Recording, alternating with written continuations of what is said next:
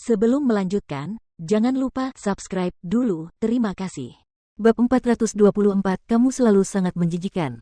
Apalagi, Seng Xiao telah membuat Huang Yao kehilangan 6,5 miliar dolar karena membeli sebidang tanah yang hanya bernilai 1,3 miliar. Mu Qi menatap Seng Xiao dengan tajam setelah mendengar penjelasan Mama Seng. Apakah kamu ingin membalas dendam pada Huang Yao? Semuanya adil dalam hal persaingan bisnis. Bagaimana aku bisa membalas dendam di sini? Seng Xiao menjawab dengan polos. Meski begitu, Mu Qi merasa bahwa anak buahnya benar-benar melakukan hal itu dengan sengaja. Mengapa kamu begitu terlambat malam ini? Kasus sulit lainnya, Mu Qi memberitahu Seng Xiao dan bangkit dari sofa. Aku akan ke atas untuk mandi. Beristirahatlah lebih awal, ibu, ayah. Kalau begitu, lanjutkan saja, kata Papa Seng dengan riang. Sejak meninggalkan keluarga Seng, Papa Seng semakin puas dengan menantunya. Sebelumnya, dia mengira bahwa menantunya masih muda dan karena keluarga mereka tidak tinggal bersama, dia berasumsi bahwa Mu Qi telah meracuni Seng Xiao dan memiliki banyak kesalahpahaman terhadapnya. Namun, setelah mereka mulai hidup bersama, ia mengetahui bahwa gadis itu tidak pernah berpura-pura. Bahkan, ia adalah gadis yang pengertian, cerdas, dan penuh perhatian dalam hal keluarga, dan tidak pernah mengungkit kekurangan orang lain. Tak heran mataharinya sendiri akan terperangkap sedemikian rupa. Baiklah, kami tertawa. Waktunya tidur.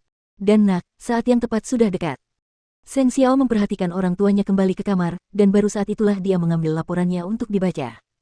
Tentu saja, itu adalah momen yang tepat. Bukankah tadi ada petinggi yang mengusulkan diadakannya pertemuan para petinggi bisnis Jianchuan? Seharusnya bulan ini. Setelah mandi, Mu Qi turun ke bawah menemui suaminya, tetapi teleponnya berdering tepat saat dia hendak duduk di atas kakinya. Dan saat dia melihat nomor itu, dia tahu bahwa panggilan itu pasti tentang pembunuhan lainnya. Kami menemukan satu lagi di selokan. Datang dan bantu, Kiki. Mu Qi menutup telepon dan menoleh ke Seng Xiao tanpa daya. Aku mungkin harus bekerja lembur, Xiao Xiao. Di luar sana sedang hujan. Seng Xiao memberitahunya setelah melirik keluar jendela. Banyak pembunuhan yang terjadi pada hari hujan. Mu Qi lalu bangkit berdiri dan naik ke atas untuk berganti pakaian. Seng Xiao juga berdiri dan berkata, aku akan mengantarmu ke sana. Tapi kamu punya pekerjaan yang harus diselesaikan. Sama halnya ketika saya membacanya di mobil. Setelah itu, Seng Xiao mengambil kunci mobilnya dan memeluk Mu Qi. Aku akan memukul pantatmu sampai kau patah jika kau bekerja shift tengah malam lagi. Apa kau tidak pernah mendengar tentang kasus-kasus berantai di mana wanita-wanita dipotong-potong, Xiao Xiao? Semua anggota tubuh mereka dipotong dan mereka dibiarkan mati mengenaskan di selokan. Hanya kita yang bisa membantu mereka menuntut keadilan. Apa yang bisa dikatakannya mengingat anak kecilnya telah mengatakannya seperti itu? Sikapnya yang sombong tidak ada gunanya pada saat-saat seperti itu. Bagaimana kalau mereka memanggilmu untuk bekerja sementara aku sakit? Cih. Aku akan keluar setelah mengurusmu, tentu saja, karena mereka pasti selalu punya orang. Feng Shanshan sebenarnya berusaha keras untuk mencapai sesuatu, dan mereka tidak mungkin tidak bisa bekerja tanpaku. Di sisi lain, kamu tidak tahan hidup tanpaku, benar. Ada kegembiraan di seluruh wajah Mu Qi. Tentu saja, Seng Xiao hanya tersenyum dan mengirim Mu Qi ke lokasi ditemukannya mayat. Profesor, tim forensik, dan Feng Shanshan semuanya ada di sana, mereka semua memegang payung hitam dan berdiri di dekat pintu masuk selokan, dan mayatnya sudah dibawa keluar. Lihatlah, kata profesor itu kepada Mu Qi. Dia mengangguk, lalu berjongkok di bawah kanopi. Masih segar, waktu kematian kurang dari 8 jam dari kondisi livor mortis.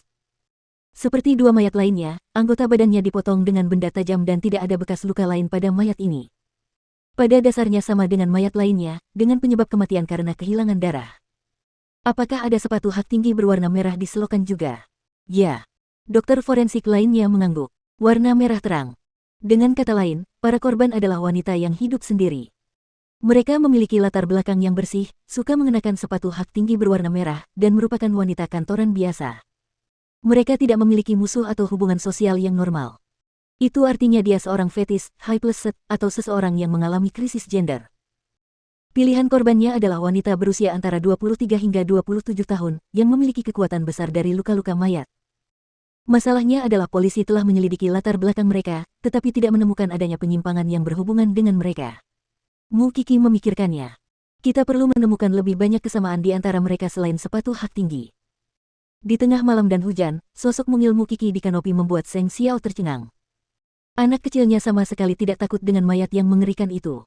Namun, angin dingin tetap saja menusuk tulang, menyebabkan Mu Qi bersin. Seng Xiao segera menelepon Suce saat dia melihat itu. Kemarilah dan bawakan minuman hangat. Semua dokter forensik yang bertugas segera mengucapkan terima kasih kepada Mukiki ketika mereka mengetahui bahwa mereka akan mendapatkan minuman hangat meskipun cuaca dingin. Sementara itu, Feng Sanshan telah melihat mobil Seng Xiao di dekatnya. Bohong kalau bilang dia tidak cemburu. Sekalipun dia tidak tahu bahwa Seng Xiao adalah Chiao Zongteng, pacarnya sendiri telah mengusirnya dari tempat tidur dengan tidak sabar ketika mendengar dia harus kerja lapangan di tengah malam, dan bahkan menguncinya di luar.